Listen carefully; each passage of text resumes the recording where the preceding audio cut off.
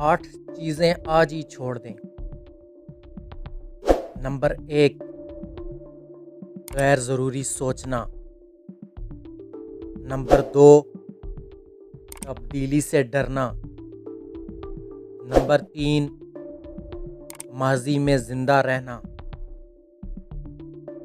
Number 4, हर किसी को खुश करना। नंबर 5, इख्तलाफ से डरना।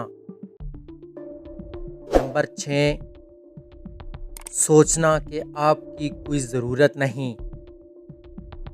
नंबर 7, सोचना कि आप पीछे हैं। नंबर 8, अपनी खुशियाँ दूसरों के लिए कुर्बान करना। अगर आप इन बातों पर अमल कर लेते हैं तो ज़िंदगी में आप बहुत कामयाब इंसान बन सकते हैं। इस तरह की मज़ीद वीडियो देखने के लिए हमारा यूट्यूब चैनल सब्सक्राइब करें, लाइक करें, शेयर करें, कमेंट करें। Thanks for watching.